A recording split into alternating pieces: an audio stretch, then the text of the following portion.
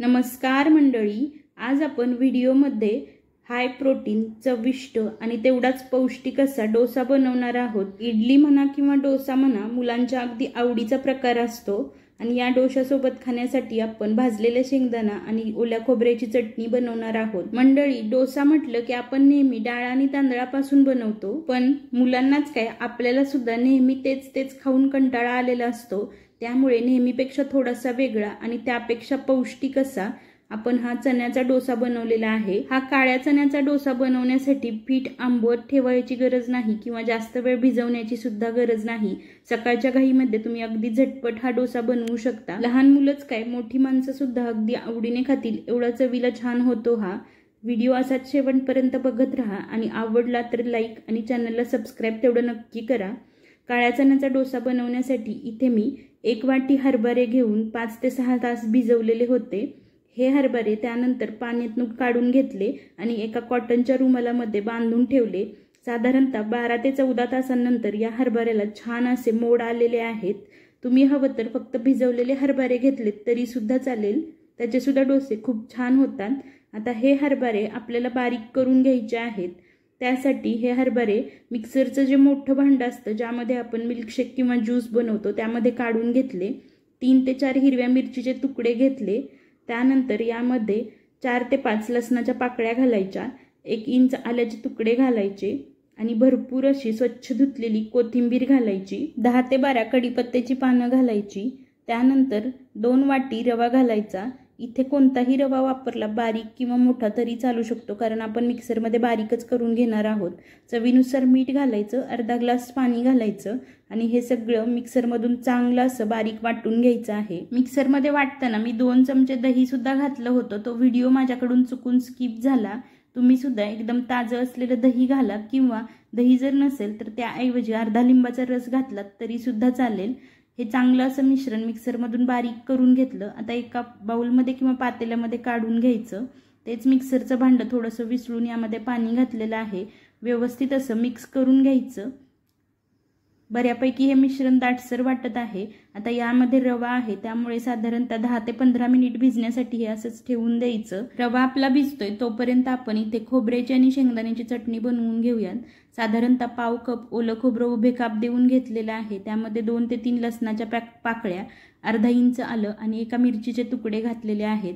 त्यानंतर 2 चमचे ताजं दही घातलं, अर्धी वाटी भाजलेले शेंगदाणे घातलेले आहेत, चवीनुसार मीठ आणि 1 चमचाभर साखर घातलेली आहे, अर्धी वाटी स्वच्छ धुतलेली कोथिंबीर घातलेली आहे आणि अगदी थोडंसं यामध्ये पाणी घातलेलं आहे। मिक्सरमध्ये चांगलं बारीक असं हे फिरवून घ्यायचं। व्हिडिओमध्ये बघू शकता किती छान आपली ही चटणी झालेली आहे। ही चटणी मी थोडीशी अशी सरसरीतच ठेवलेली आहे। तुम्ही अशीच डोस्यासोबत खाऊ शकता किंवा याला तडका देऊ शकता। तडका देण्यासाठी मी इथे एक तडका पॅनमध्ये चमचाभर तेल घेतलेलं आहे। तेल चांगलं गरम झालं की यामध्ये मोहरी घालायची। मोहरी छान अशी तडतडू द्यायची आणि त्यानंतरच यामध्ये जिरे घालायचे। जिरे सुद्धा चांगले फुलले की यामध्ये 1 चमचाभर उडदाची डाळ घातलेली आहे आणि ह्या डाळीला चांगला तांबूस असा कलर येईपर्यंत तेलामध्ये भाजून घ्यायची आहे। डाळ चांगली भाजली गेलेली आहे। आता ही चुरचुरीत फोडणी आपण चटणीवरती घालून घेऊयात। व्यवस्थित असं मिक्स करायचं। तयार झाली ओलं खोबरं आणि शेंगदाणे वापरून केलेली चटणी। ही चटणी तुम्ही इडली, डोसा, उत्तप्पा किंवा आप्पेसोबत सुद्धा खाऊ शकता। तोपर्यंत इकडे बॅटर आपलं व्यवस्थित असं भिजलेलं आहे। पुन्हा एकदा व्यवस्थित असं मिक्स करून घ्यायचं। मी यामध्ये अगदी थोडंसं पाणी सुद्धा घातलेलं होतं, तो सुद्धा व्हिडिओ माझ्याकडून चुकून स्किप झाला। तुम्ही सुद्धा गरज असेल तर थोडंसं पाणी घाला, नसेल गरज तर आहे असंच ठेवलं तरी सुद्धा चालेल। चला आता लगेचच डोसे बनवायला घेऊयात। डोशाचा तवा चांगला गरम झालेला आहे। तेल पाण्याने व्यवस्थित असा ग्रीस करून घ्यायचा आणि आपण जसे नेहमीचे डोसे बनवतो त्याच पद्धतीने हे सुद्धा डोसे बनवायचे। डोशावरती पळीभर बॅटर घालायचं आणि अगदी हलक्या हातांनी हे पसरवून घ्यायचं। तुम्ही नेहमीचे जसे डाळ तांदळाचे डोसे बनवता अगदी त्याच पद्धतीने हे सुद्धा डोसे बनवून घ्यायचे। यावरती तुम्ही तूप किंवा बटर लावू शकता। मी तेलामध्ये हे डोसे भाजत आहे। साईडने सगळीकडून तेल सोडून घेतलं। डोसाच्या सगळ्या कडा व्यवस्थित अशा लूज करून घेतल्या। हा पहिलाच डोसा आहे तरी सुद्धा तव्याला अजिबात चिकटला नाही, व्हिडिओमध्ये तुम्ही बघू शकता। त्यानंतर हा डोसा उलटून घ्यायचा आणि दोन्ही साईडने छान असा भाजून घ्यायचा। काय सुंदर अशी ही जाळी या डोस्याला सुटलेली आहे, व्हिडिओमध्ये तुम्ही बघू शकता। मस्त असा हा डोसा भाजून झालेला आहे। आता काढून घेऊयात आणि याच पद्धतीने उरलेले सगळे डोसे बनवून घेऊयात।